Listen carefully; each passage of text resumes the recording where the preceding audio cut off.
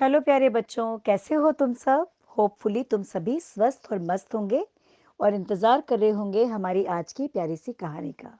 तो बिना देर करे शुरू करते हैं आज की कहानी। जल्दी जल्दी अपनी आंखें बंद करो ताकि इस पूरी कहानी को एक मूवी की तरह तुम अपनी आंखों के सामने देख पाओ।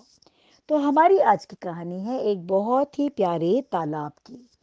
और इस तालाब में बहुत सारे बर्ड्स रहते थे जो पानी में रहते हैं। पानी में रहने वाले बहुत सारे जीव, कछुए, मेंढक और तरह तरह के जीव रहते थे।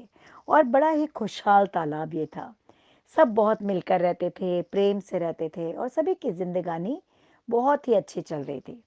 पर अचानक चीजें चेंज होनी शुरू हो गई। इस गांव में, इस जंगल में सूखा पड़ गया। सूखा का अर्थ है कि बारिश नहीं हुई इस साल। जब बारिश नहीं हुई तो पानी की कमी हो गई और ये तालाब भी धीरे धीरे सिमटने लगा, यानी इसका पानी भी कम होने लगा। पर लोगों को उम्मीद थी, गांव इस तालाब में रहने वाले बगुलों को और कछुओं को और सारे जीवों को उम्मीद थी कि अगली बार बारिश जरूर आएगी। इस तालाब में दो बगुले रहते थे जिनका नाम था राना और रानू। राना और रानू दो बहुत ही फास्ट फ्रेंड थे। दोनों बगुले थे और हमेशा साथ रहते थे। और इनका एक फ्रेंड था, एक कछुआ, जो बहुत ही ज्यादा बातूनी था, इसीलिए उसका नाम था बातूनी। अब राना और रानू, इनको बड़ी चिंता होने लगी कि अगर धीरे धीरे पानी और सूखता गया तो तालाब सूख जाएगा और हमें इसके छोड़कर जाना पड़ेगा। हम तो चलो उड़कर कहीं भी चले जाएंगे, लेकिन हमारे प्यारे फ्रेंड बातूनी का क्या होगा? ये तो उड़ भी नहीं सकता। हम इसे, और इसे पानी में रहना कितना पसंद है। और अगर हम उड़ के कहीं चले जाएंगे और ये अकेला यहाँ रह जाएगा तो हम तो बिछुड़ जाएंगे और हमें इसकी बहुत याद आएगी। तो वो बहुत ही मन में दुखी होते रहते थे और ईश्वर से हमेशा प्रार्थना करते थे कि भगवान, अगले साल ज़रूर बहुत बारिश हो ताकि ये तालाब फिर से पानी से भर जाए और किसी की भी ज़िंदगी मुश्किल ना हो। लेकिन जैसे कि भगवान ने उनकी प्रेयर ठुकरा दी। अगले साल भी आकाश में आंखें टिकी रही, पर पानी की एक बूंद न पड़ी। अब धीरे धीरे इस जंगल में सभी घास सूखने लग गए, पेड़ों के पत्ते पीले पड़ने लग गए और ये तालाब भी पूरी तरह सूखने लग गया।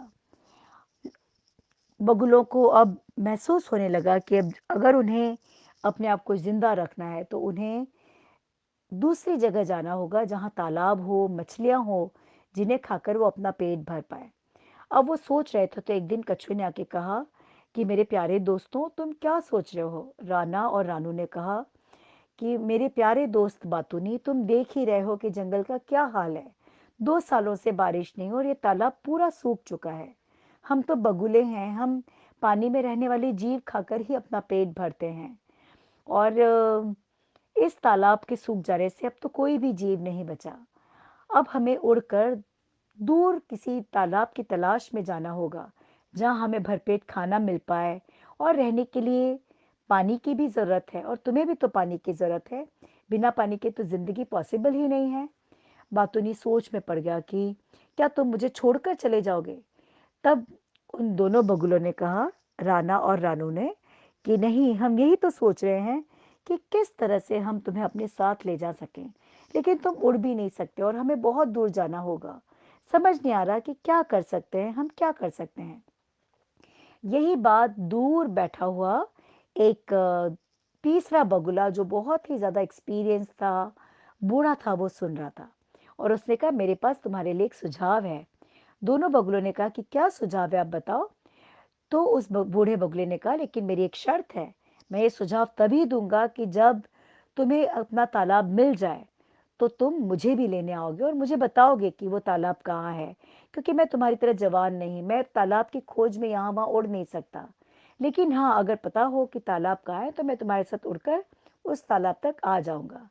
तो उन दोनों बगुलों ने, राना और रानू ने कहा कि हम तुम्हें प्रॉमिस करते हैं कि हम तुम्हें जब तालाब मिल जाएगा तो अपने साथ ले जाएंगे। लेकिन हमें बताओ कि हम अपने फ्रेंड बातूनी को किस तरह ले जा सकते हैं। तब उस बूढ़े बगुले ने कहा कि तुम एक मजबूत डंडी ढूंढ लो, एक मजबूत स्टिक ढूंढ लो, और ये बातूनी जो है वो अपने मुंह से इस स्टिक को पकड़ लेगा और तुम दोनों चोंच से इस स्टिक के दोनों तरफ पकड़ लो और उड़ते जाओ, और बीच में ये तुम्हारा फ्रेंड बातूनी मुंह से लकड़ी को पकड़ के रखेगा, और इस तरह से उड़ते जाओ। दोनों बगुलों को ये आइडिया बहुत अच्छा लगा, लेकिन वो फिर भी परेशान थे।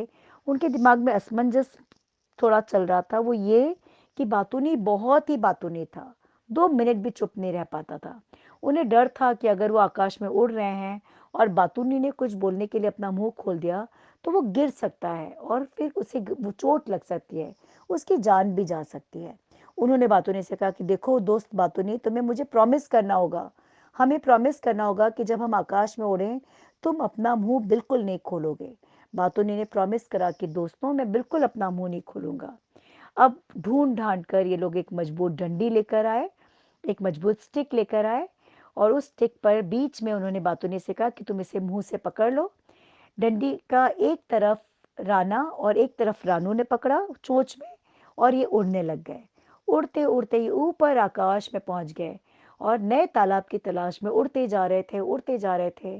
नीचे इन्हें कोई भी तालाब नजर नहीं आ रहा था।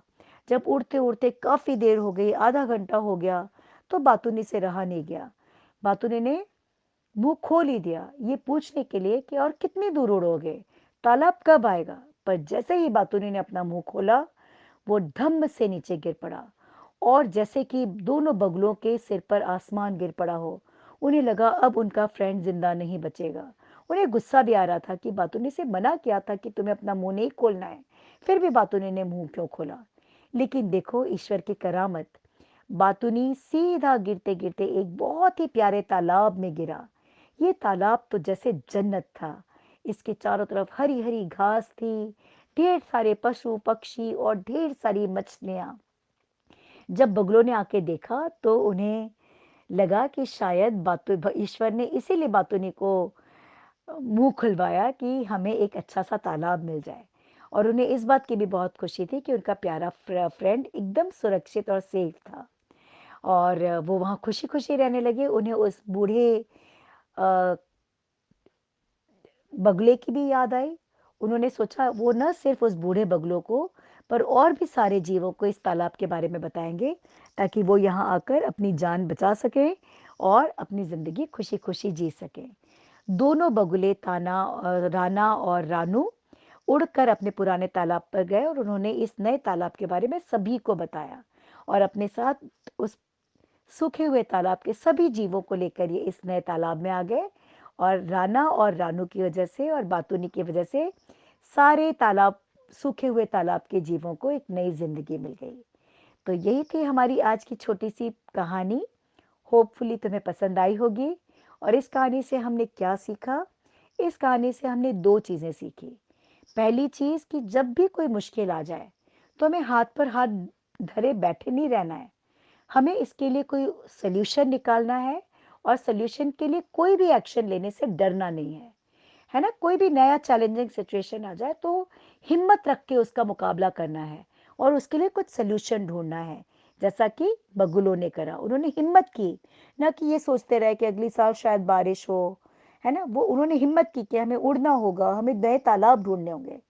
एट द सेम टाइम उन्होंने अपने फ्रेंड की भी हेल्प करने की ठानी। तो इस कहानी में हमने ये सीखा कि अपने साथ के लोगों की भी हेल्प करनी है। ऐसा नहीं कि सिर्फ अपने बारे में सोचना है, हमें स्वार्थी नहीं बनना है। हमें हमेशा दूसरों के हित के बारे में, दूसरों के अच्छे के बारे में भी सोचना चाहिए। ईश्वर ऐसे ही लोगों को अपनी ब्लेसिंग्स देते हैं। तो यही थी हमारी कहानी। होपफुली तुम्हें पसंद आई होगी। इस कहानी को अपने friends, relatives, neighbours, cousins, school friends सबके साथ शेयर करना ना भूलना। हमारे चैनल को सब्सक्राइब कर लेना, बेल आइकन को हिट कर देना। और कल मिलते हैं फिर से एक नई कहानी के साथ।